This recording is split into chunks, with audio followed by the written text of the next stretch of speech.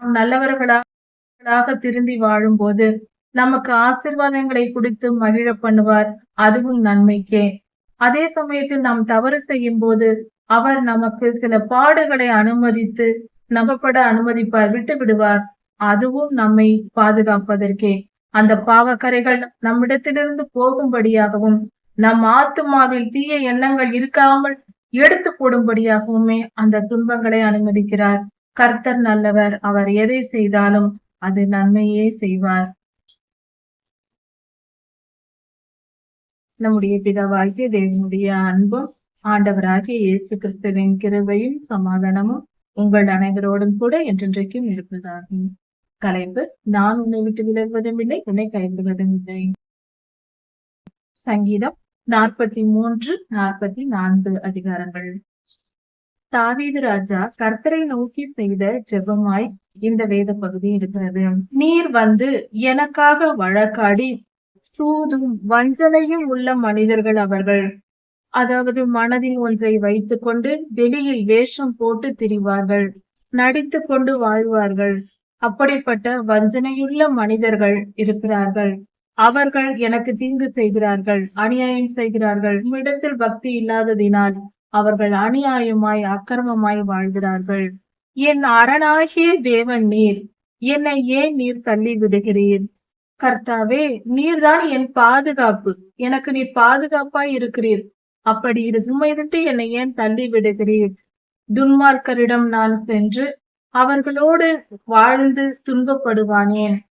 என்னை ஏன் தள்ளி விடுகிறீர்? சத்ருவின் நிமித்தம் நான் ஒடுக்கப்பட்டு நான் ஏன் துக்கத்துடனே திரிய வேண்டும்? இந்த துன்பத்தை நான் ஏன் அனுபவிக்க வேண்டும்? தீயவர்களால், துன்மார்க்கர்களால், அநியாயம் செய்து சூதுள்ள மனிதர்களால், இப்படிப்பட்ட மனிதர்களோடு நான் ஏன் அவர்களால் துன்பப்படுத்தப்பட்டு வேதனைப்பட்டு நான் ஒடுங்கி திரிய வேண்டும்? என்னை ஏன் நீர் தள்ளி விடுகிறீர்? அதாவது என் அரணாகிய தேவன் நீர். வேதத்தில் உள்ள பரிசுத்தவான்கள் அனுபவித்திருக்கிற வாழ்க்கையின் சம்பவங்கள் எல்லாமே நம்முடைய வாழ்க்கையிலும் நாமும் கர்த்தருடைய வழிகளில் நடந்து கொண்டிருந்தால் நம்முடைய வாழ்க்கையிலும் அதே சம்பவங்கள், அதே பாதையில், வாழ்க்கை பாதையில் தான் நாமும் செல்கிறோம்.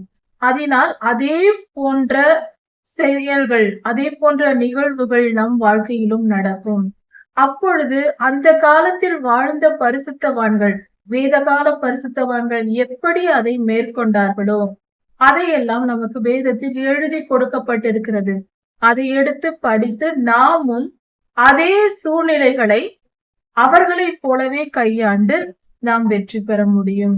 இதுவே கர்த்தருடைய வார்த்தையாயிருக்கிறது, நம்மை காப்பாற்றும் வழியாயிருக்கிறது. கர்த்தருடைய வார்த்தையை நாம் கற்றுக்கொள்ளும் போது அந்த காலத்தில் வாழ்ந்த பரிசுத்தவான்கள் செய்தது போலவே நாமும் செய்து நம் வாழ்க்கையின் அந்த பிரச்சனைகளை நாம் தாண்டி வெற்றி பெற்று வந்துவிடலாம். அதற்கான வழிகாட்டியாக நமக்கு வேதாகமம் இருக்கிறது. கர்த்தர் என் அரணாய் இருக்கிறார், அவர் என் பாதுகாப்பாய் இருக்கிறார். அப்படி கர்த்தர் என் பாதுகாப்பாய் இருக்கும் பொழுது, கர்த்தாவே நீரே ஏன் என்னை தள்ளி விடுகிறீர்? ஏனென்றால் நம் துன்பத்தில் நாம் இருக்கிறோம் என்றால், நாம் துன்ப நேரத்திலும் போராட்டங்களின் மத்தியிலும் வாழ்ந்து கொண்டிருக்கிறோம் என்றால், கர்த்தர் நம்மை விட்டு விலகுகிறார் அல்லது நம்மை தள்ளி விடுகிறார் என்பது போல நமக்கு தோன்றும். அதை தான் இந்த இடத்தில் கொடுக்கப்பட்டிருக்கிறது. கர்த்தாவே நீர்தானே என் பாதுகாப்பு. அப்படி இருக்க என்னை ஏன் நீர் தள்ளி விடுகிறீர்? என் எதிரிகளினால் ஒடுக்கப்பட்டு அவர்கள் துன்பப்படுத்தும் போது, அவர்கள் என்னை பாடுபடுத்தும் போது நான் அதை சுமந்து நான் ஒடுங்கி அவர்கள் கொடுமைகளை அனுபவித்து நான் ஏன் திரிய வேண்டும்? நீர் என்னோடு இருக்கும் பொழுது, நீர் என் தேவனாய் இருக்கும் பொழுது நான் ஏன் அந்த கொடுமைகளை அனுபவிக்க வேண்டும்? என்னை காப்பாற்றும், என்னை இப்படிப்பட்ட துன்பத்திலிருந்து என்னை விடுதலையாக்கும். உமது சத்தியத்தையும் வெளிச்சத்தையும் எனக்கு அனுப்பி அருளும். உமது சத்தியமாகிய உண்மை, உம்முடைய வார்த்தைகள், உம்முடைய வாழ்க்கையின் வழிகள், எங்களுக்கு நீர் தருகிற வாழ்க்கையின் வழிகள், அந்த சத்தியமான வார்த்தைகளையும் உம்முடைய பரிசுத்த வெளிச்சத்தையும் எங்களுக்கு தாரும். அப்படி நீர் எனக்கு கொடுத்தால் நான் அந்த வெளிச்சத்தில் நடந்து சத்தியத்தின் பாதையில் நடந்து அநியாயம் செய்தல்ல, அக்கிரமம் செய்தல்ல. நமக்கு பிரச்சனை வரும் பொழுது தீய வழியை தேடி போய் தவறான வழியில் போய் அதை தப்பித்துக் கொள்ள நினைக்க கூடாது. நீதியின் பாதையிலே நடந்து சகித்துக் கொண்டு அதை வெற்றி பெற வேண்டும். அப்படி உம்முடைய சத்தியத்தையும் உம்முடைய வெளிச்சத்தையும் நீர் எனக்கு கொடுக்கும் பொழுது அந்த பாதையில் நான் நடந்து நீர் சொல்லும் ஆலோசனைகளை கேட்டு உம்முடைய வார்த்தைகளின்படி நான் நடந்து உம்முடைய பரிசுத்த ஸ்தலத்திற்கும் உம்முடைய வாசஸ்தலத்திற்கும் நான் வந்து சேருவேன். கர்த்தாவே, நான் உம்மிடத்தில் வந்து விடுவேன். நீர் தங்கி இருக்கிற இடத்திலும் உம்முடைய நீர் எங்கு இருக்கிறீரோ அங்கு நான் வந்து சேர்வேன். உம்முடைய சத்தியமும் உம்முடைய வெளிச்சமும் என்னை உம்மிடத்தில் கொண்டு வந்து சேர்க்கும். உம்முடைய வழிகளில் நடந்தால் என் பாதையின் முடிவு அது உம்முடைய திருப்பாதமாய் இருக்கும். நான் நடந்து போகும்போது உம்முடைய வெளிச்சத்தில் நடக்க வேண்டும். கர்த்தாவே, என்னை காப்பாற்றி அருளும். அப்படி நீர் உம்முடைய சத்தியத்தையும் உம்முடைய வெளிச்சத்தையும் எனக்கு கொடுக்கும் பொழுது அந்த பாதையிலேயே நடந்து வந்து நான் உம்முடைய பீட தண்டை வந்து சேருவேன். உம்முடைய பலிபீடத்தின் அடியில் நான் வந்து சேருவேன். அண்டை வருவேன். உம்முடைய திருப்பாதங்களை வந்து அடைவேன். எனக்கு ஆனந்த மகிழ்ச்சியாய் இருக்கிற உம்மிடத்தில், என் தேவனிடத்தில் நான் வந்து சேருவேன். நான் சுர மண்டலத்தால் உம்மை துதிப்பேன், உம்மை பாடுவேன். உம்மிடத்தில் வந்து நான் சந்தோஷமாய் துதித்து பாடிக்கொண்டு சமாதான வாழ்க்கை பரலோகத்தை வந்து சேருவேன். அதாவது தீய மனிதர்கள், துன்மார்க்கர், நாம் நீதியாய் நியாயமாய் வேதத்தின்படி நடந்து கர்த்தருக்கு கீழ்ப்படிந்து நாம் வாழ்ந்து கொண்டிருப்போம். தீய மனிதர்கள் வந்து நம்மை துன்பப்படுத்தி வேதனைப்படுத்தி நம்மை நொறுக்குவார்கள், ஒடுக்குவார்கள். நாம் மிகவும் துன்பப்பட நேரிடும், பாடுபட நேரிடும். இயேசு சுவாமி சிலுவையில் எப்படி பாடுபட்டாரோ அது போல நம் வாழ்க்கையிலும் துன்ப காலங்கள் வந்துவிடும். அந்த நேரத்தில் நாம் துன்பத்தை அனுபவித்தாலும் கர்த்தரை நோக்கி இப்படியாக ஜெபிக்க வேண்டும். உம்முடைய ஒளியை எனக்கு தாரும், உம்முடைய சத்திய வார்த்தையை எனக்கு தாரும் என்று கேட்டு, அதாவது வேதாகமத்தை வாசித்து ஜெபித்து கர்த்தரிடத்தில் அந்த பிரசன்னத்தை நாம் பெற்றுக்கொண்டு கர்த்தருடைய வெளிச்சத்தையும் அவருடைய ஆலோசனைகளையும் பெற்றுக்கொண்டு அந்த வழியிலேயே, அவர் சொல்லும் வழியிலேயே, அவர் காட்டும் வழியிலேயே நாம் நடந்தால் நமக்கு ஆனந்த மகிழ்ச்சியா இருக்கிற தேவனிடத்தில் போய் சேர்வோம். கர்த்தருடைய வாசஸ்தலத்தில் போய் சேர்வோம். அவர் அண்டை போய் நாம் அண்டிக் கொள்வோம். நாம் சுரமண்டலத்தால் கர்த்தரை துதித்து பாடிக்கொண்டு சந்தோஷமாய் அவர் சன்னதியில் வாழ தொடங்குவோம். என் ஆத்துமாவே, நீ ஏன் கலங்குகிறாய்? நீ ஏன் தியங்குகிறாய்? அதாவது என்ன நடக்குமோ என்று ஏன் கலங்குகிறாய்? என்ன செய்வதென்று புரியாமல் ஏன் திசை தெரியாமல் தியங்குகிறாய், தவிக்கிறாய்? கவலைப்படாதே என் ஆத்துமாவே. அதாவது நம்முடைய மனதிற்கு நாமே ஆறுதல் சொல்லக்கூடிய வார்த்தைவே. தேவனை நோக்கி காத்திரு. என் முகத்துக்கு ரட்சிப்பும் என் தேவனுமாய் இருக்கிற கர்த்தரை நோக்கி நான் ஸ்தோத்தரிப்பேன். கர்த்தரை துதித்து பாடிக்கொண்டு நீ கர்த்தரைக்காக அவர் நன்மை செய்யும் காலம் வரும் வரை அவர் எப்பொழுது அந்த நன்மைகளை தருவார் என்று அவருக்காக காத்திரு. அவருடைய வார்த்தைகளை தியானித்துக் கொண்டிரு, வேதம் வாசித்துக் கொண்டு ஜெபித்துக் கொண்டிரு. என் மனமே, அவரையே நோக்கி பார்த்திரு. நிச்சயம் அவர் நமக்கு விடுதலை தருவார். நம் மனதிற்கு நாமே கட்டளை கொடுப்பது. இந்த காரியத்தை நாம் ஒவ்வொருவரும் செய்யலாம். நாம் சில நேரத்தில் மிகவும் துக்கமாகவோ வேதனையாகவோ இருக்கக்கூடிய நிலை வந்தால் அப்பொழுது நம் மனதிற்கு நாமே சொல்லிக் கொள்ளலாம். மனமே, அமைதியாயிரு, கர்த்தர் நம்மோடு இருக்கிறார், அவர் நம்மை காப்பார், நீ தைரியமாய் இரு என்று சொன்னால் நம் மனம் அப்படியே கேட்டு அடங்கும். இதை நம் மனதிற்குள் நமக்கு நாமே பேசிக்கொண்டு ஒரு முறை, இது தாவீது ராஜா செய்திருக்கிறார். தன் ஆத்துமாவுக்கு அவர் கட்டளை கொடுக்கிறார். இப்படியாக கர்த்தருடைய ஆசீர்வாதத்தை நம் துன்ப நேரத்தில் நாம் நல்லபடியாக வாழ என்ன செய்ய வேண்டும் என்ற காரியங்கள் இந்த வேத பகுதியில் கொடுக்கப்பட்டிருக்கிறது. தாவீது ராஜா சொல்லுகிறார், அவருடைய காலத்திற்கு முன்பாக வாழ்ந்த பெரியோர்களை குறித்து சொல்லுகிறார். எங்கள் பிதாக்கள், எங்கள் முன்னோர்கள், எங்கள் ஜனத்தில் இருக்கிற பெரியோர்கள் சொல்லி இருக்கிறார்கள், பூர்வ காலத்தில் ஆதி காலத்தில் உம்மை நம்பியிருக்கிற உம்முடைய பிள்ளைகளாகிய எங்களுக்கு, எங்கள் முன்னோர்களுக்கு நீர் எவ்வளவாய் இரக்கம் செய்தீர். அவர்களுடைய சத்துருக்களை அவர்கள் போர் செய்து யுத்தம் செய்து வெற்றி பெறவில்லை. அவர்களுக்காக நீரே யுத்தம் செய்து, கர்த்தாவே நீரே யுத்தம் செய்து அவர்களை நீர் காப்பாற்றினீர். அவர்கள் எதிரிகளை எல்லாம் வீழ்த்தி போட்டு அவர்களை துன்பப்படுத்தி அவர்களை தூக்கி எறிந்து, கர்த்தாவே உம்முடைய ஜனமாகிய எங்களை, எங்கள் முன்னோர்களை நீர் காப்பாற்றி கொண்டு வந்தீர். அவர்கள் தங்களுடைய திறமையினாலும் தங்களுடைய வல்லமையினாலும் எதிரிகளில் போராடி வெற்றி பெறாமல் நீரே அவர்களுக்காக யுத்தம் செய்து அவர்களுக்கு வெற்றியை பெற்று தந்தீர். அவர்களுடைய வல்லமை அல்ல, உம்முடைய வல்லமையே அவர்களுக்கு வெற்றியை கொடுத்தது. அப்படி இருக்க அவர்களை நீரே காப்பாற்றி இந்த தேசம் எங்கும் ஜனங்களை பரவ செய்தீர். துன்மார்க்கரை அழித்து போட்டீர்.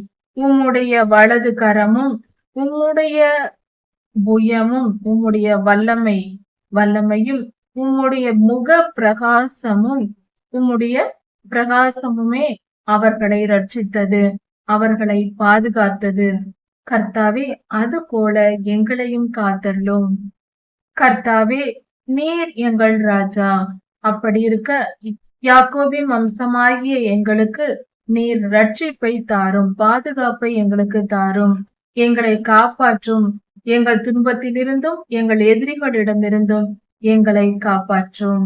கர்த்தாவே உம்மால் உம்முடைய பலத்தினால் எங்கள் சத்துருக்களை கீழே விழும்படிக்கு, அந்த அளவுக்கு அவர்களை கீழே தள்ளும் அளவுக்கு நாங்கள் அவர்களை தாக்குவோம். அவர்களை வீழ்த்தும் அளவுக்கு வல்லமை உம்முடைய வல்லமையினால் எங்களுக்கு கிடைக்கும். உம்முடைய தயவினால் நாங்கள் எங்கள் எதிரிகளை வீழ்த்துவோம்.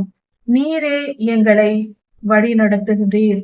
அப்படி இருக்க எங்களுக்கு விரோதமாய் எழும்பி எங்களை துன்பப்படுத்த வேண்டும் என்று துடிக்கிற அவர்களை நாங்கள் உம்முடைய நாமத்தினால் மிதித்து போடுவோம். உம்முடைய நாமத்தினால் நாங்கள் எங்கள் சத்துருக்களை மிதித்து போடுவோம்.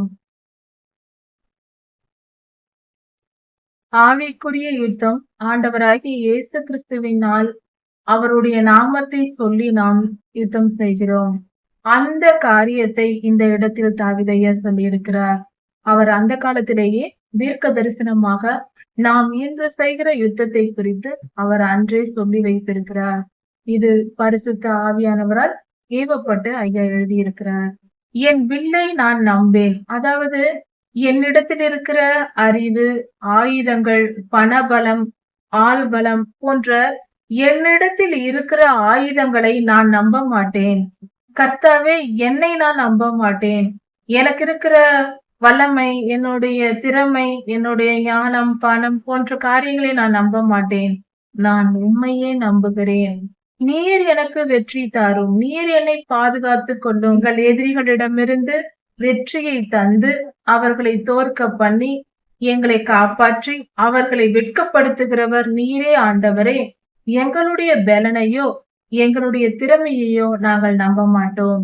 நான் அப்படி செய்ய மாட்டேன். கர்த்தருடைய பிள்ளைகள் நம்முடைய சுய பலத்தை நாம் அப்படி செய்யக்கூடாது, நம்ப கூடாது. என் ஞானத்தினால் இந்த போராட்டத்தை போராடுவேன். எனக்கு இருக்கிற ஆள் பலத்தினால் நான் இப்படி போராடுவேன். என் திறமை என்ன, என் படிப்பென்ன, என் பணபலம் என்ன, என்னுடைய புகழ் என்ன, அதை வைத்து நான் இந்த காரியத்தை செய்து முடிப்பேன் என்று ஒருபோதும் கர்த்தருடைய பிள்ளைகள் எண்ணக்கூடாது. நாம் கர்த்தரையே நம்பி இருக்க வேண்டும். அவருடைய வல்லமையினால் நம் சத்துருக்கள் முறியடிக்கப்படுவார்கள். நம் சுயபலத்தினால் போராடினால் தோற்று போவோம். எப்பொழுதும் உம்மை குறித்து நாங்கள் மேன்மை பாராட்டுவோம். நாங்கள் உம்முடைய பிள்ளைகள், கர்த்தருடைய பிள்ளைகள், நாங்கள் கர்த்தரால் ஆசீர்வதிக்கப்பட்டவர்கள் என்று நாங்கள் மேன்மை பாராட்டுவோம். உம்முடைய நாமத்தை வைத்தே நாங்கள் மேன்மை பாராட்டுவோம். நீர் தந்த வெற்றி, நீர் தந்த ஆசீர்வாதம், உம்முடைய பிள்ளைகள் நாங்கள் அதை குறித்தே மேன்மை பாராட்டுவோம். நாங்கள் பெருமைப்படுவோம். உமது நாமத்தை என்றென்றைக்கும் துதிப்போம். உம்மை துதித்து பாடி மகிழ்ந்திருப்போம். கர்த்தாவே, நீர் எங்களை தள்ளிவிட்டு வெட்கப்படும்படி எங்களை வைக்கிறீர், நாண பண்ணுகிறீர். வெட்கப்படும்படியான சூழ்நிலைகளை நீர் எங்களுக்கு தருகிறீர். எங்கள் எதிரிகள் அவர்களுக்கென்று எங்களை கொள்ளையிடுகிறார்கள். எங்கள் எதிரிகள் எங்களை வெற்றி பெறுகிறார்கள். எங்கள் மேல் வருகிறார்கள். எங்களை எதிர்த்து வெற்றி பெறுகிறார்கள். இதையெல்லாம் நீரே செய்கிறீர். இதை அனுமதிக்கிறீர். ஆடுகளை ஒப்புக் கொடுப்பது போல எங்களை எங்கள் சத்துருக்களிடத்தில் எங்களை ஒப்புக் கொடுக்கிறீர். நீரே இதை செய்கிறீர் கர்த்தாவே. உம்முடைய ஜனமாகிய எங்களை நீர் இலவசமாக விற்கிறீர்.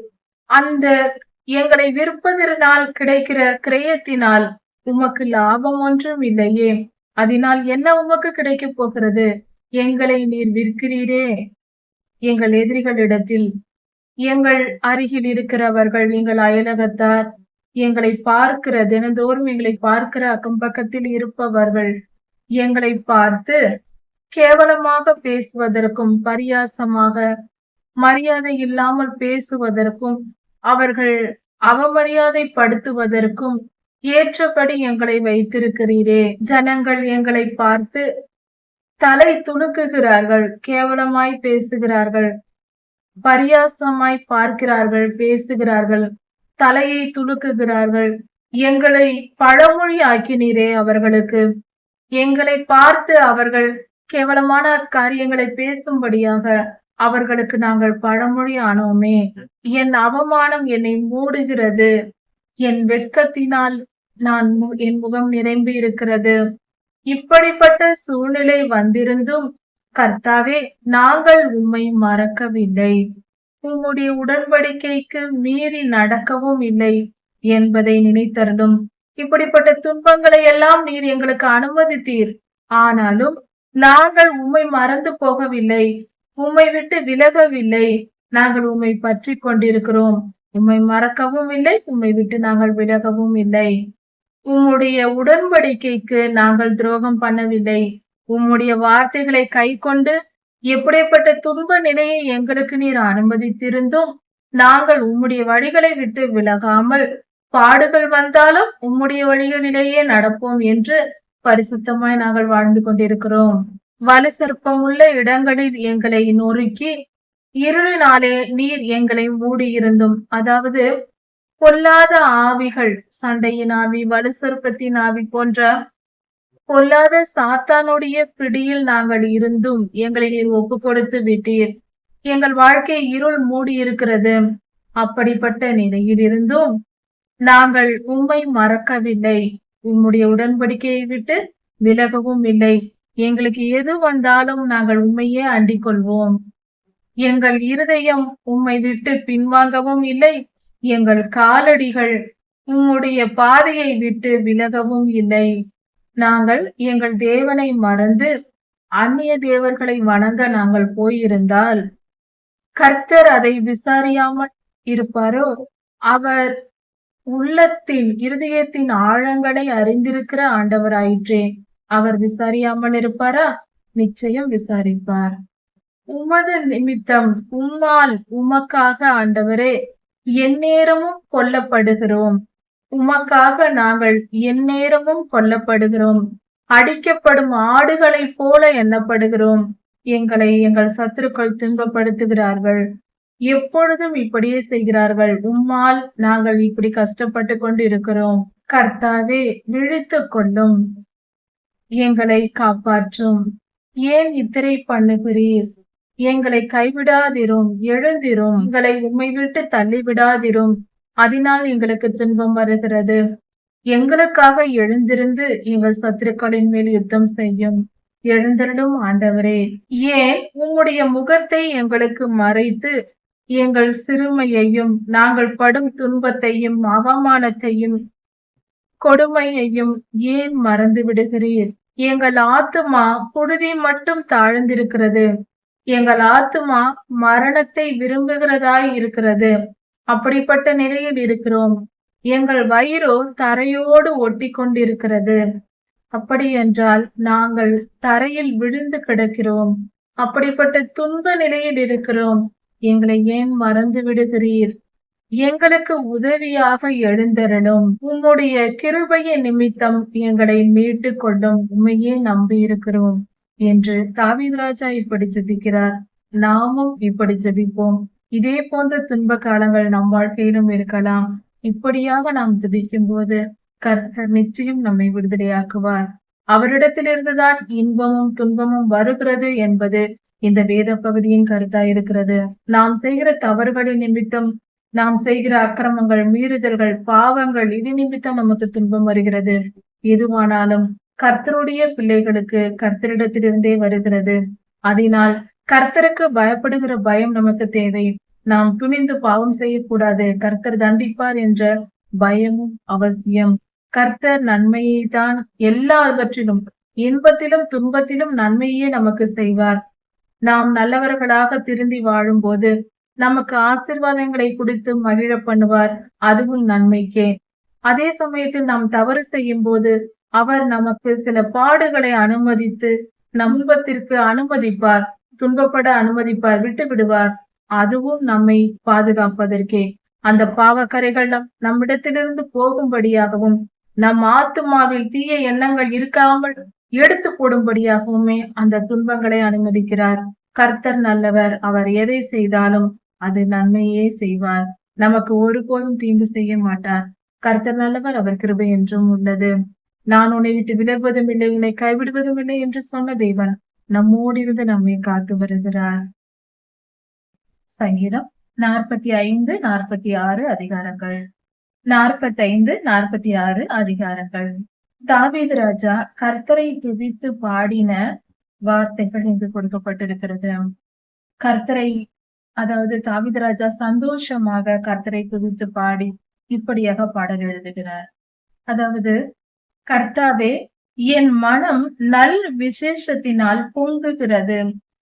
சந்தோஷத்தினால், நற்செய்தியினால் என் மனம் சந்தோஷமாய் பொங்குகிறது.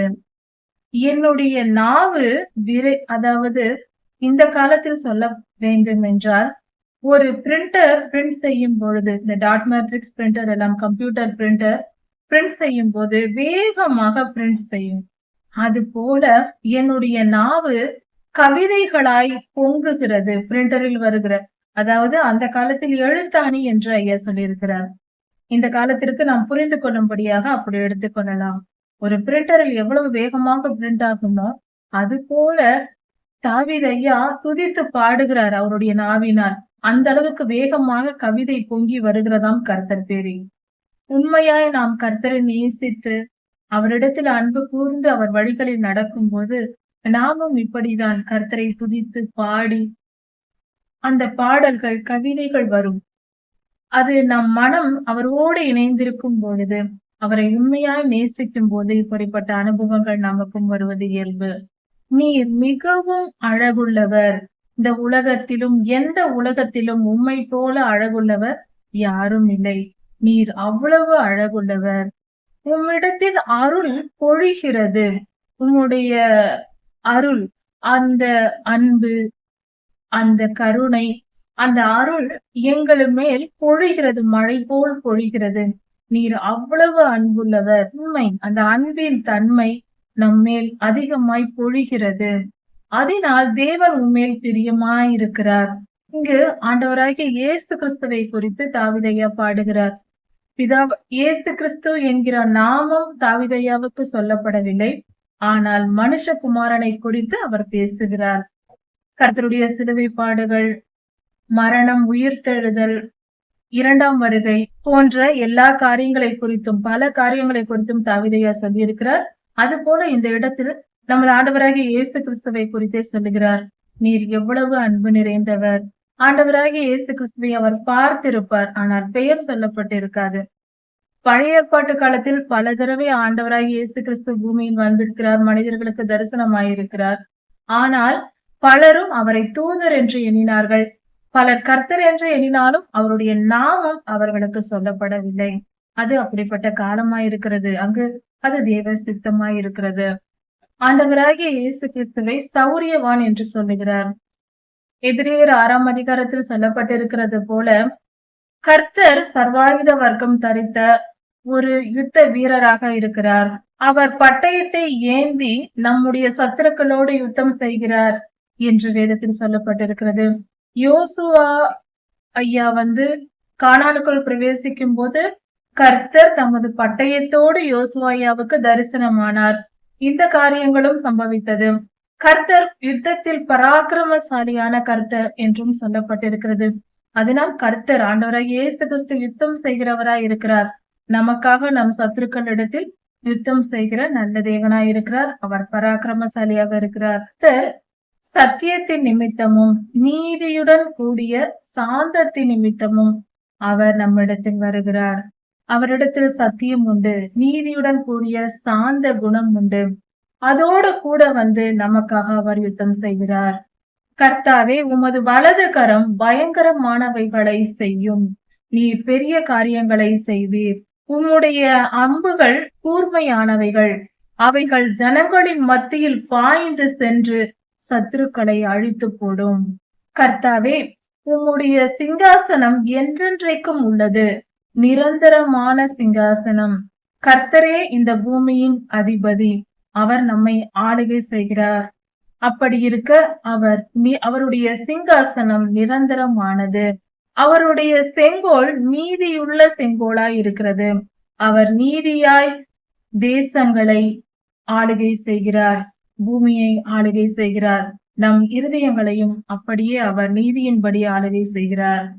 கர்த்தாவே, நீர் நீதியை விரும்பி அக்கிரமத்தை வெறுக்கிறீர். நீதியை தான் நீர் எப்பொழுதும் விரும்புவீர். அக்கிரமம் செய்கிறவர்களை, அந்த அக்கிரமத்தை, துன்மார்க்க கிரியைகளை, தீமையை நீர் வெறுக்கிற தேவனாய் இருக்கிறீர். நீர் வெறுத்து போடுவீர். அக்கிரமத்தை நீர் வெறுத்து விடுவீர். ஆண்டவராகிய இயேசு கிறிஸ்து இந்த பூமியில் இருக்கும் பொழுது அவர் ஒரு பாவமும் செய்யாமலும் ஒருவரும் ஒரு குற்றமும் சொல்லக்கூட முடியாத அளவுக்கு அவர் பரிசுத்தமாய் வாழ்ந்தார். அந்த அவருடைய வாழ்க்கையை குறித்து இங்கு சொல்லப்பட்டிருக்கிறது. நீர் நீதியை விரும்பினீர், அக்கிரமத்தை வெறுத்து இந்த பூமியில் வாழ்ந்தீர். அதனால் பிதாவாகிய தேவன் உம்முடைய தோழரை பார்க்கிலும், தோழர் என்று சொல்லும் போது பழைய ஏற்பாட்டு பரிசுத்தவான்களை காட்டிலும் நீர் பெரியவராயிருக்கிறீர். அதனால் தேவன் உம்மை ஆனந்த தைலத்தினால் அபிஷேகம் செய்தார் என்று சொல்லப்பட்டிருக்கிறது. பழைய கால பரிசுத்தவான்கள் எல்லோரும் பரிசுத்தவான்களே. ஆனால் அவர்கள் பரிசுத்தவான்களாய் மாறுவதற்கு முன்பாக சில குறைகள், குற்றங்கள் அவர்களிடத்தில் இருந்தது. அவர்களுடைய வாழ்க்கையில் ஆரம்ப காலங்களில் இருந்தது. முடிவில் அவர்கள் மகா பரிசுத்தமாய் மாறினார்கள். ஆனால் ஆண்டவராகிய இயேசு கிறிஸ்துவோ எந்த காலத்திலும் அவரிடத்தில் குற்றம் குறைகள் காணப்படவில்லை. அவரோடு கூட இருந்து பார்த்தவர்களும் அவரிடத்தில் ஒரு குற்றமும் சொல்ல முடியவில்லை. அப்படிப்பட்ட பரிசுத்தராய் அவர் இருந்தார். அவரை போல பரிசுத்தர் இந்த வேதாகம காலத்திலும் எந்த காலத்திலும் இல்லை. அதைதான் இந்த இடத்தில் சொல்லப்பட்டிருக்கிறது. கர்த்தாவே, நீர் தந்தத்தினால் செய்யப்பட்ட அரண்மனையிலிருந்து புறப்பட்டு வருவீர். அப்படி நீர் புறப்பட்டு வரும்போது சந்தனம், லவங்கம், வெள்ளை போலம் போன்ற வாசனை திரவியங்கள் உம்முடைய வஸ்திரத்தின் மேல் இருக்கும். அந்த வாசனை நிரம்பியதாக உம்முடைய வஸ்திரங்கள் இருக்கும் என்று துதித்து பாடுகிறார் தாவீதையா. உமது நாயைகளுக்குள்ளே, அதாவது இந்த இடத்தில் சொல்லப்பட்டிருப்பது திருச்சபையை குறித்து சொல்லுகிறார் தாவீதையா. ஓப்பீரின் தங்கம் அணிந்தவளாக, அதாவது தங்கம் என்பது மகிமையை குறிக்கும். திருச்சபை ஆகிய மணவாட்டி மகிமையோடு கூட கர்த்தருடைய ராஜ்யத்தில் சேரும் போது பரிசுத்தவான்கள் எல்லோரும், எல்லா மனிதர்களும் அல்ல, பூமியில் பாடு அனுபவித்து கர்த்தருக்காக மரித்து இரத்த சாட்சிகளாக மரித்தவர்கள், எடுத்துக்கொள்ளப்படுபவர்கள், இப்படிப்பட்ட பரிசுத்தவான்கள் கர்த்தரிடத்தில் போய் சேரும் பொழுது அவர்கள் பரிசுத்த மணவாட்டி என்று அழைக்கப்படுகிறார்கள். அவர்கள் கர்த்தருடைய நாமத்தை மகிமைக்காக வாழ்ந்தவர்கள். அவர்கள் மகிமையை அணிந்து, கர்த்தருடைய மகிமையை அணிந்து அவர்கள் வருவதினால் இப்படி அவரை ஒரு மணவாட்டி என்று கற்பனை செய்து தாவீதையா பாடியிருக்கிறார். இது திருச்சபையை கர்த்தர் ஆளுகை செய்வதை இந்த வேத பகுதி குறிப்பிடுகிறது. குமாரத்தியே கேள் என்று இந்த இடத்தில் சொல்லப்பட்டிருக்கிறது. ஒரு திருமணம் ஆகாத பெண் தன் மணவாளனை தேடி போகும் பொழுது, திருமணமாய் செல்லும் பொழுது அவள் தன் தகப்பன் வீட்டையும் தாயின் வீட்டையும் மறந்து, தன் பிறந்த வீட்டை மறந்து புகுந்த வீட்டிற்கு சென்று மணவாளனோடு சமாதானமாய் வாழ வேண்டும். இதுவே நீதியாய் இருக்கிறது. அப்படி செய்யாத பட்சத்தில் அவர்களுடைய வாழ்க்கை நன்றாக இருக்காது. அது போல திருச்சபையே உன் பழைய வாழ்க்கையை கலைந்து போடு. மனிதர்களாகிய நாம், கிறிஸ்தவர்களாகிய நாம், நம்முடைய பழைய வாழ்க்கை, உலக வாழ்க்கை, உலகத்திற்கு ஏற்றபடி மற்ற மனிதர்கள் வாழ்வது போல உலக இன்பங்களை தேடி படிப்பு, வேலை, பணம் போன்ற காரியங்களை மட்டுமே தேடும். இதையெல்லாம் தேட வேண்டும். ஆனால் இதை மட்டுமே தேடிக்கொண்டு கர்த்தரை மறந்த வாழ்க்கை வாழக்கூடாது. அப்படி நீ கர்த்தரை மறக்காமல் கர்த்தரை நினைத்து மற்ற உலக காரியங்களை அற்பமாய் எண்ணி, அதாவது உண்ணவும் உடுத்தவும் இருந்தால் போதும், நமக்கு இருக்கும் சொத்து, வசதி, வாய்ப்பு இதுவே போதுமானது, நாம் கர்த்தரை தேடுவோம், கர்த்தருடைய வருகைக்கு ஆயத்தப்படுவோம் என்ற மனநிலைக்கு மாற வேண்டும். அடிப்படை வசதிகளுள்ள ஒரு சாதாரண எளிய வாழ்க்கை வாழ்ந்தால் போதுமானது. நாம் இருக்க போகிற காலம் மிக கொஞ்ச காலம். இது கடைசி தலைமுறை. கர்த்தருடைய ராஜ்யத்தை நாம் தேட வேண்டிய நேரம் இது. கர்த்தரை போய் சேர போகக்கூடிய கடைசி தலைமுறை நாம். இப்பொழுது சொத்து சுகங்களை சேர்த்து வைத்து என்ன செய்ய போகிறோம்? நாமே போகிறோம் கர்த்தரிடத்தில். இங்கிருக்கிற சொத்தும் நாம் சேர்க்கிற எந்த பொருளையும் பரலோகத்திற்கு எடுத்து செல்ல போவதில்லை. அதனால் உண்ணவும் உடுத்தவும் இருந்தால் போதும் என்று நினைத்து நாம் கர்த்தருடைய வருகைக்கு ஆயத்தப்பட, கர்த்தருக்காக ஊழியம் செய்ய நம்மை நாம் பரிசுத்தப்படுத்திக் கொண்டு மற்றவர்களையும் மற்ற மனிதர்களையும் கர்த்தருடைய ராஜ்யத்திற்கு ஏற்றவர்களாய் அவர்கள் மனந்திரும்பு பண்ணுவதற்காக நாம் முயற்சி செய்து அவர்களுக்காக உழைத்து பிறரையும் நினைத்து ஆத்தும பாரத்தோடு நாம் வாழ்வது சிறந்தது. ஏனென்றால் ஆத்தும அறுவடையை நம்மால் பரலோகத்திற்கு எடுத்து செல்ல முடியும். இவ்வுலகத்தின் ஐஸ்வர்யங்களை எடுத்து செல்ல முடியாது. அதை புரிந்து கொண்டு மேன்மையான பரலோகத்திற்கு கொண்டு போகக்கூடிய சொத்தை சேர்க்க வேண்டும். அப்பொழுது அதை எடுத்துக்கொண்டு போகலாம். பொன்னும் பொருளும் நமக்கு எதற்கு? இருப்பதை போதும் என்று நினைத்து சமாதானமாய் வாழ்ந்து கர்த்தரை தேட வேண்டும். அதை குறித்து இந்த வேத பகுதியில் சொல்லப்பட்டிருக்கிறது. தீரு குமாரத்தை காணிக்கை கொண்டு வருவாள் என்று சொல்லப்பட்டிருக்கிறது. அதாவது தீரு என்ற தேசம் ஒரு அதாவது அந்நிய ஜாதியான ஜனங்களும் கர்த்தரை தேடி காணிக்கை கொண்டு வந்து கர்த்தரை தேடி வருவார்கள். அவர்கள் கர்த்தரை தொழுது கொள்ள மனம் திரும்பி வருவார்கள். கடைசி கால ஆத்தும அறுவடையை குறித்தும் சொல்லப்பட்டிருக்கிறது. அதாவது கர்த்தரை அறியாத மக்களும் மனம் திரும்பி விசுவாசித்து கர்த்தரை ஏற்றுக்கொண்டு கர்த்தரை தேடி வருவார்கள். கர்த்தருடைய பிள்ளைகள் கடைசி காலத்தில் பரலோகத்தில் ஒரு விருந்து கொடுக்கப்படும். அந்த விருந்து நாள் வரப்போகிறது. கடைசி நாள். கர்த்தரால் எடுத்துக்கொள்ளப்படுகிற ஜனங்களும் இரத்த சாட்சிகளாய் மரித்தவர்களும் பரிசுத்தவான்கள் எல்லோரும் அங்கு கர்த்தருடைய சன்னதியில் அவரோடு கூட விருந்துண்பார்கள். அந்த விருந்துக்கு வரவேற்கப்படுகிற திருச்சபையார் பரிசுத்தவான்கள் யார் என்றால் அவர்கள் மிகவும் ஆசீர்வதிக்கப்பட்டவர்கள், கர்த்தருடைய ஆசீர்வாதத்தை பெற்றவர்கள். கர்த்தருக்காக இந்த பூ உலகத்தில் அவர்கள் அதிக பாடுகள் பட்டு பல வேதனைகள் துன்பங்கள் அனுபவித்து கர்த்தருக்கு மகிமை உண்டாகும்படி வாழ்ந்தவர்கள். எத்தனை துன்பம் வந்தாலும் நாங்கள் கர்த்தரை விட்டு வழிவிலக மாட்டோம் என்று கர்த்தருடைய நாம மகிமைக்காய் வாழ்ந்தவர்கள். அப்படிப்பட்டவர்களே கர்த்தருடைய ராஜ்யத்தில் சேர்ந்து அவரோடு கூட விருந்துண்பார்கள். அந்த நாளை குறித்து அந்த ஜனங்கள் மகிமையோடு கர்த்தருக்கு பொற்சரிகை தரித்த உடை அணிந்திருப்பார்கள் என்று சொல்லப்பட்டிருப்பது கர்த்தருக்கு மகிமை உண்டாகும்படி அவர்கள் வாழ்வார்கள். கர்த்தர் நம்மை குறித்து பெருமைப்படுவார், சந்தோஷப்படுவார். என் பிள்ளைகள் எனக்காக எத்தனை பாடுகள் இந்த பூமியில் பட்டார்கள். கர்த்தர் சொல்லுவார், எனக்காக என் பிள்ளைகள் தங்கள் வாழ்க்கையில் எவ்வளவு பாடுகளை பட்டார்கள், இந்த பூமியில் எவ்வளவு வேதனைகளை பட்டு என்னிடத்தில் வந்திருக்கிறார்கள், எனக்காக என் பிள்ளைகள் இவ்வளவு சகித்தார்களே என்று கர்த்தர் சந்தோஷப்பட்டு தம்முடன் சேர்த்து கொள்வார், நம்மேல் அன்பாயிருப்பார்.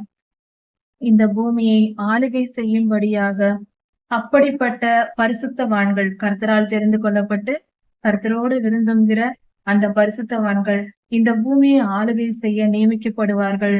அவர்களை பூமி எங்கும் பிரபுக்களாக கர்த்தர் வைப்பார். உமது பிதாக்களுக்கு பதிலாக குமாரர்கள் அதை ஆளுகை செய்வார்கள். பிதாக்கள் இருக்கிற இடத்தில் குமாரர்கள் இருப்பார்கள். உமது நாமத்தை எல்லா காலங்களிலும் துதிப்பேன். உமது நாமத்தை எல்லா தலைமுறைகளுக்கும் சொல்லுவேன். உம்முடைய நாமத்தை துதிப்பேன். அதனால் எல்லா ஜனங்களும் உம்மை குறித்து தெரிந்து கொள்வார்கள் என்று இப்படியாக தாவீது ராஜா பாடுகிறார். சங்கீதம் 45 சொல்லப்பட்டிருக்கிற காரியங்கள், அதாவது கர்த்தரோடு பரிசுத்தவான்கள் இணைவது, அவர்களோடு விருந்து சாப்பிடுவது, அவர்களை கர்த்தர் பூமியில் பிரபுக்களாக நியமிப்பது போன்ற காரியங்கள் சொல்லப்பட்டிருக்கிறது. இவையெல்லாம் 1000 வருட அரசாட்சியின் துவக்கத்தில் நடக்கப் போகிற காரியம். கர்த்தர் 2ஆம் வருகையில் வரும் பொழுது அதற்கு முன்பாகவே எடுத்துக்கொள்ளப்படுது நடந்து முடியும். அப்பொழுது எடுத்துக்கொள்ளப்பட்டவர்கள், இரத்த சாட்சிகள், பரலோகத்தில் இருக்கிற பரிசுத்தவான்கள், தேவதூதர்கள் இவர்களோடு கூட ஆண்டவராகிய இயேசு கிறிஸ்து பூமிக்கு 2ஆம் வருகையில் வருவார். சர்வ சேனையோடு வருவார். அவர் வந்து இந்த பூமியில் அரசால தொடங்கும் போது பூமி எங்கும், ஏனென்றால் பூமியில் ராஜாதி ராஜாவாக ஆண்டவராகிய இயேசு கிறிஸ்து நம்மை போல அப்படியே வந்து ஏற்கனவே முதல் வருகையில் வந்தது போல 2ஆம் வருகையில் வந்து ராஜாவாக சிங்காசனத்தில் அமர்ந்து ஆளுகை செய்ய போகிறார். சரீரத்தோடு, இப்பொழுது நாம் பார்க்கிற சரீரத்தை போலவே, நம் சரீரம் போல அவருடைய சரீரத்தோடு அவர் வந்து இப்படி இருக்க போகிறார். நாமும் அவர்களோடு வந்து பரிசுத்தவான்களோடும் கர்த்தரோடு நாம் வந்து மீண்டும் இந்த பூமியில் வாழப் போகிறோம். அந்த காலம் 1000 வருடங்கள் நடக்கும். அந்த காலத்தில் இந்த பூமியை இந்த பரிசுத்தவான்கள் ஆளுகை செய்வார்கள். நாம் பரிசுத்தவான்களாக இந்த பூமியில் கர்த்தரோடு 2ஆம் வருகையில் திரும்பி வந்தவர்கள் ஆளுகை செய்வார்கள் என்று சொல்லப்பட்டிருக்கிறது. இந்த 1000 வருட அரசாட்சியின் செயல்பாடுகள் இந்த இடத்தில் கொடுக்கப்பட்டிருக்கிறது. இது வெளிப்படுத்தலில் சொல்லப்பட்டிருக்கிறது. பல இடங்களில் கொடுக்கப்பட்டிருந்தாலும் இந்த இடத்தில் தாவீதையா எல்லா காரியத்தையும் இதை சொல்லியிருக்கிறார். தாவீதையா சொல்லாத காரியமே ஒன்றுமில்லை என்று சொல்லலாம். கர்த்தரை குறித்தும் வேதாகமத்தின் பல ஆழமான சத்தியங்களை குறித்தும் பாடலாகவே அழகாக பாடி வைத்து விட்டு போய்விட்டார். அவருடைய சிலுவை மரணம், உயிர்த்தெழுதல், 2ஆம் வருகை, 1000 வருட அரசாட்சி என்று கர்த்தரை குறித்து சொல்லாத காரியமே வேறு ஒன்றும் இல்லை. எல்லாம் சங்கீத புஸ்தகத்தில் கொடுக்கப்பட்டிருக்கிறது. இப்படியாக இந்த காரியங்களை விசுவாசிப்போம். இந்த பூமியை அரசால நாம் மீண்டும் இந்த பூமிக்கு வந்து செய்ய போகிறோம். இவ்வுலகத்தில் இப்பொழுது வாழ்கிற இந்த வாழ்க்கையில் நாம் எந்த நிலையில் வாழ்கிறோம், எந்த அளவுக்கு வசதியாக இருக்கிறோம் என்றோ அல்லது அந்தஸ்து போன்ற காரியங்களை நினைத்து கொண்டு அறிவில்லாமல் வாழ வேண்டிய அவசியம் இல்லை. இதெல்லாம் அற்பமான காரியங்கள். கர்த்தர் நமக்கு தர வேண்டும்.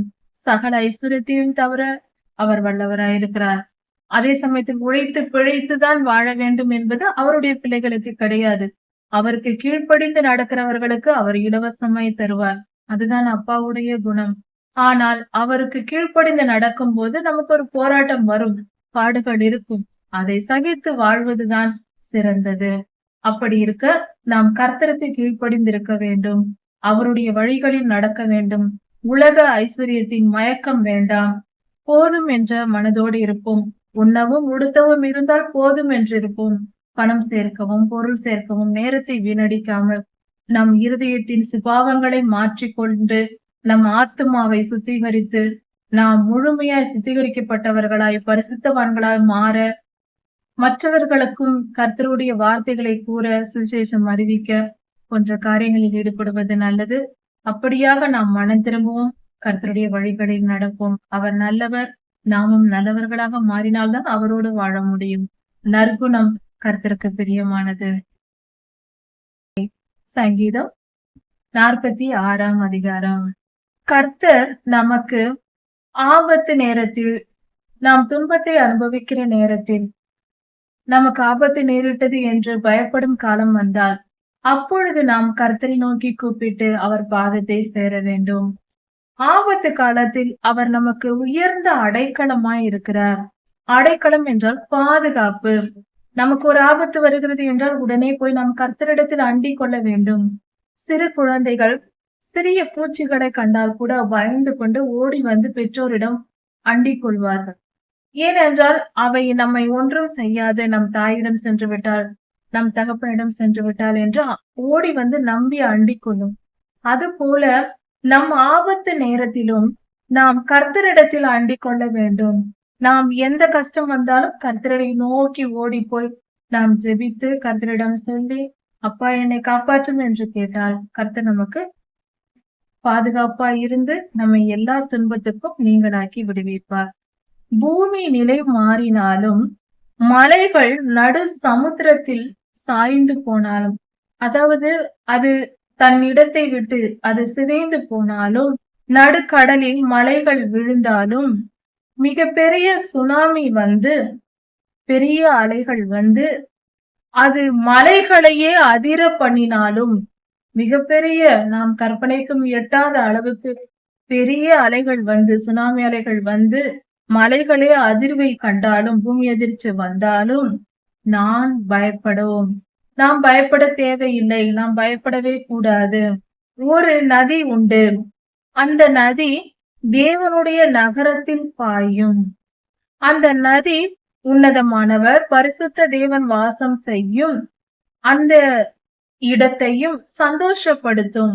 அந்த நதியின் பெயர் பரிசுத்த ஆவியானவர். பரிசுத்த ஆவியானவரே இந்த இடத்தில் நதி என்று சொல்லப்பட்டிருக்கிறது.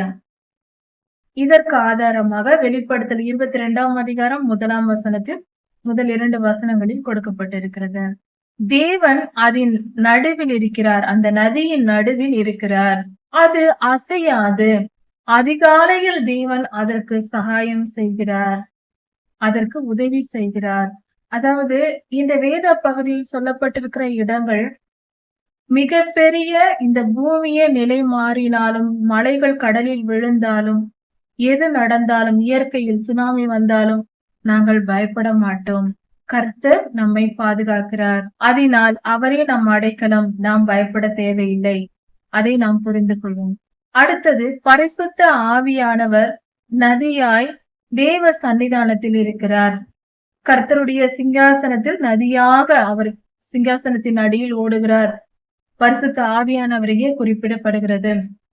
ஒரு நதி போல வந்து அப்போஸ்தலர்களுடைய காலத்தில் பெந்தேகோஸ்தே நாளில் அக்கினியாய் இறங்கியது போல கர்த்தர் பரிசுத்த ஆவியானவர் வெளிப்படுத்தல் 22 சொல்லப்பட்டிருப்பது போல அவர் நதியாக நம்மில் பாய்ந்து வந்து நம்மை பாதுகாக்கிற தேவனாய் இருக்கிறார். நம்மை வழி நடத்துகிற தேவனாய் இருக்கிறார். நம் குறைவுகளை எல்லாம் நிறைவாக்குகிற, தாகம் தீர்க்கிற நதியாய் அவர் இருக்கிறார். ஜாதிகள் கொந்தளித்தது. ஜனங்கள் எல்லாம் கொந்தளித்து போனார்கள். மிகவும் துயரப்பட்டு போனார்கள். மிகவும் துயரப்பட்டு போனார். ராஜ்யங்கள் தத்தளித்தது. அவர் தமது சத்தத்தை முழங்க பண்ணினார். கர்த்தருடைய சத்தம், அவர் அதை முழங்க பண்ணினார். கர்த்தர் சத்தம் விட்டார். ஜாதிகள் கொந்தளித்தது. பூமி உருகி போயிற்று. கர்த்தருடைய சத்தத்தினால் பூமி உருகி போயிற்று. கர்த்தர் கோபம் கொண்டால், அவர் சத்தமிட்டால், மனிதனும் ஒரு இடத்தில் நிற்க முடியாது. இந்த பூமியும் நிலை நிற்காது. அவருடைய வல்லமை மகா பெரியது. அதை புரிந்து கொள்ளும் அளவுக்கு நமக்கு ஞானம் இல்லை.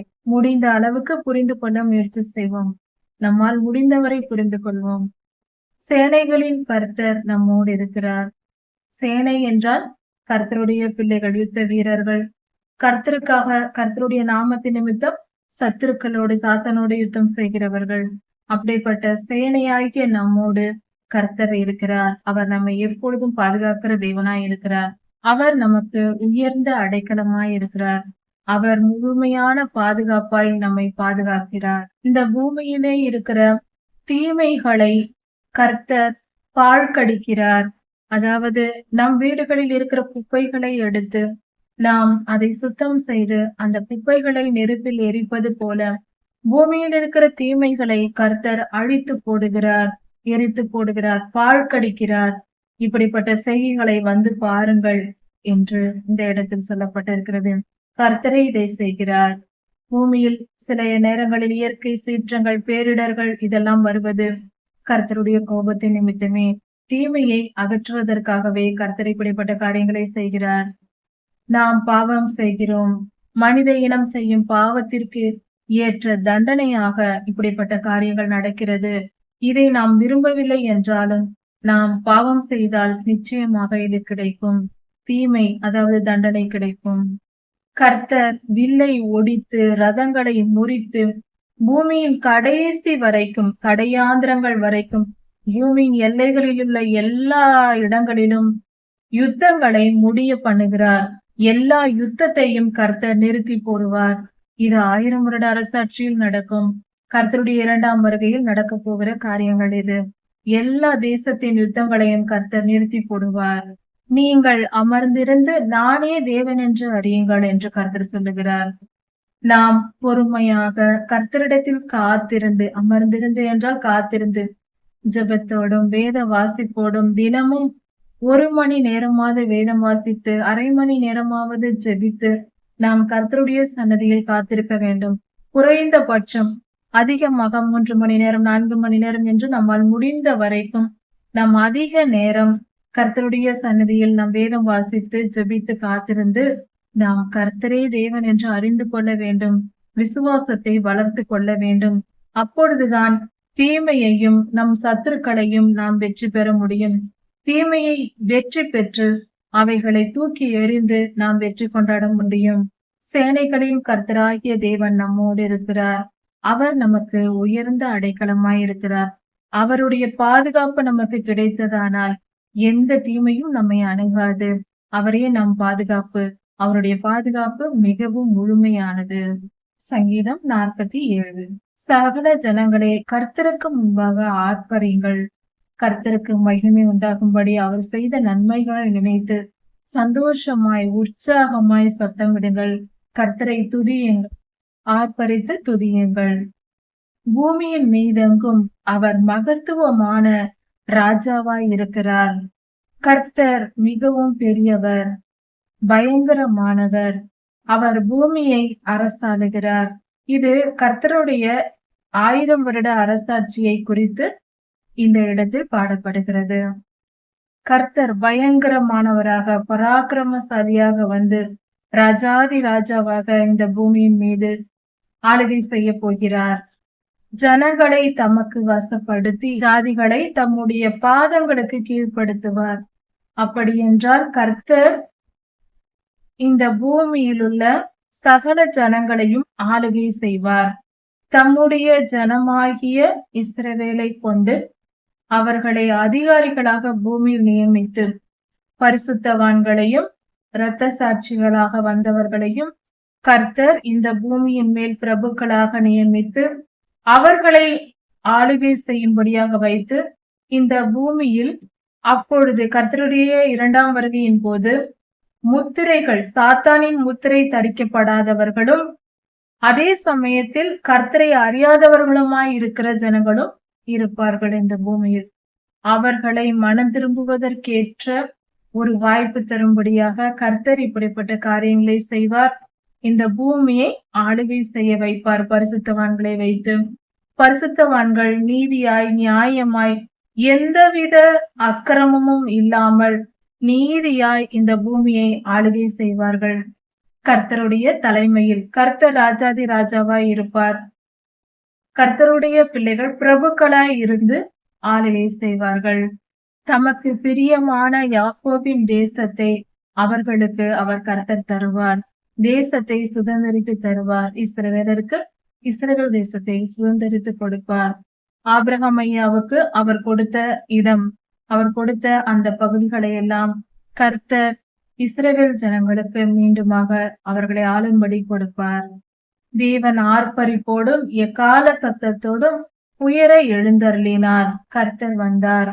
அதாவது கர்த்தருடைய இரண்டாம் வருகையில் அவர் எக்கால சொனியோடும் சகல ஆர்ப்பரிப்போடும் கர்த்தர் வருவார்.